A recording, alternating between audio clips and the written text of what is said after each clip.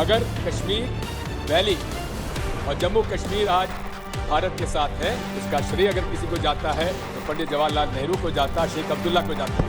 हैदराबाद में इससे भी बड़ा प्रॉब्लम हुआ, क्या जवाहरलाल जी गए थे क्या? कश्मीर में दिग्विजय जी ने सरदार पटेल का नाम नहीं लिया, एक नाम दिया शेख अब्दुल्ला का, दूसरा नाम दिया जवाहरलाल नेहरू का। तो वो होम मिनिस्टर थे, क्यों नहीं दिया भाई? आप कितना ही अमित शाह जी पंडित जवाहरलाल नेहरू जी के बारे में कुछ भी कहें, लेकिन एक बात मैं आपसे कहना चाहता हूँ, अगर आज जम्मू कश्मीर और विशेषकर जम्मू कश्मीर वैली आज भारत का अंग है, उसका एकमात्र श्रेय किसी को जाता तो पंडित जवाहरलाल नेहरू पर विश्वास था शेख अब्दुल्ला का, जिसकी वजह से आज कश्मीर वैली हमारे साथ। अब सुनिए दिग्विजय जी, अब सुनिए, सुनना पड़ेगा, ऐसा नहीं चलेगा। जूनागढ़ में क्या जवाहरलाल नेहरू गए थे? हैदराबाद में जवाहरलाल नेहरू गए थे? लक्षद्वीप में जवाहरलाल नेहरू गए थे? जोधपुर में जवाहरलाल नेहरू गए थे? जवाहरलाल नेहरू एक ही जगह काम देखते थे, जम्मू कश्मीर में, जिसको आधा छोड़कर आ गए।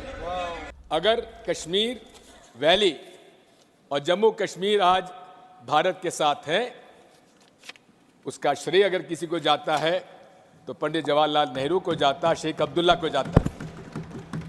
और दूसरी तरफ जूनागढ़, जहां बाहुल्य था हिंदुओं का, वहां नवाब साहब अपने हवाई जहाज में बेगमों को छोड़ गए, बाकी लोगों को ले गए और पाकिस्तान चले गए, लेकिन जूनागढ़ भारत का आज एक अंग है। आप कितना ही अमित शाह जी पंडित जवाहरलाल नेहरू जी के बारे में कुछ भी कहें, लेकिन एक बात मैं आपसे कहना चाहता हूं, अगर आज जम्मू कश्मीर और विशेषकर जम्मू कश्मीर वैली आज भारत का अंग है, उसका एकमात्र श्रेय किसी को जाता है तो पंडित जवाहरलाल नेहरू पर विश्वास था शेख अब्दुल्ला का, जिसकी वजह से आज कश्मीर वैली हमारे साथ है। सर, आर्टिकल 370 के बारे में बहुत सारी बातें कही गई, आतंकवाद समाप्त हो जाएगा, लेकिन आर्टिकल 370 में बचा क्या था? 90% जो अलग से आर्टिकल 370 के प्रोविजंस थे, वो तो इंडियन कॉन्स्टिट्यूशन के साथ उसमें समावेश कर दिए गए थे पहले, धीरे धीरे, इसलिए उसका कोई असर नहीं था। और कहा था आतंकवाद खत्म हो जाएगा, समाप्त हो जाएगा, लेकिन क्या आतंकवाद समाप्त आज हो गया? रोज हम आतंकवाद की गतिविधियां वहां पर देख रहे हैं, हमारे लोग शहीद हो रहे हैं।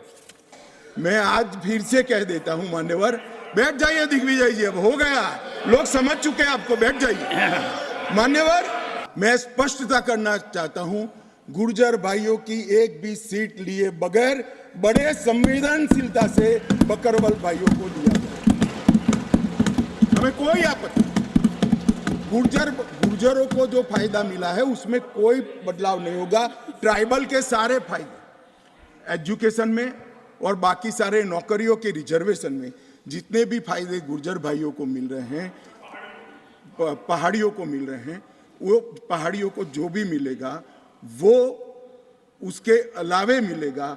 एक भी नौकरी ना खत्म होगी, ना एक भी शिक्षा की सीट खत्म होगी, पूरा का पूरा अधिकार आपका भी रहेगा, उनका भी। मान्यवर, एक बहुत बड़ी चर्चा चली कि जवाहरलाल नेहरू जी का कश्मीर के लिए कंडक्ट, और इस पर हमारा नजरिया थोड़ा तंग है।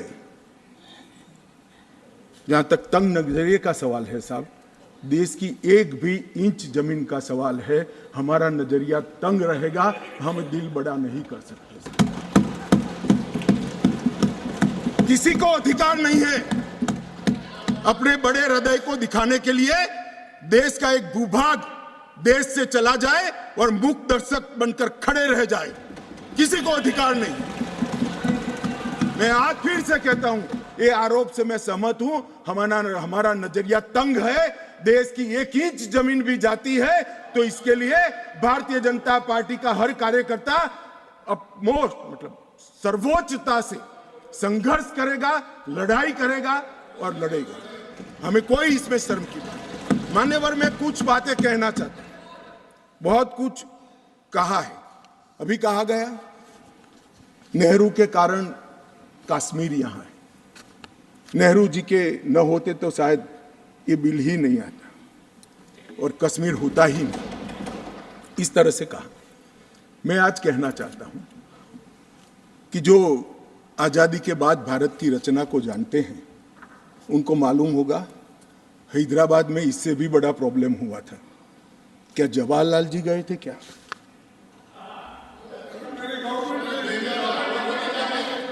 तो यहां गवर्नमेंट नहीं, यहां नेहरू। क्या कर रहे हो खड़गे जी? अभी भी वापस आओ।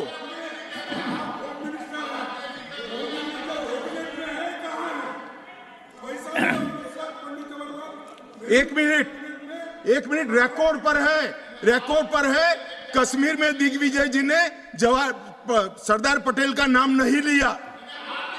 एक नाम दिया शेख अब्दुल्ला का, दूसरा नाम दिया जवाहरलाल नेहरू का। तो वो होम मिनिस्टर थे, क्यों नहीं दिया? अब सुनिए दिग्विजय जी, अब सुनिए, सुनना पड़ेगा, ऐसे नहीं चलेगा। हमने सुना है, धैर्य से सुना है। मान्यवर, जूनागढ़ में क्या जवाहरलाल नेहरू गए थे?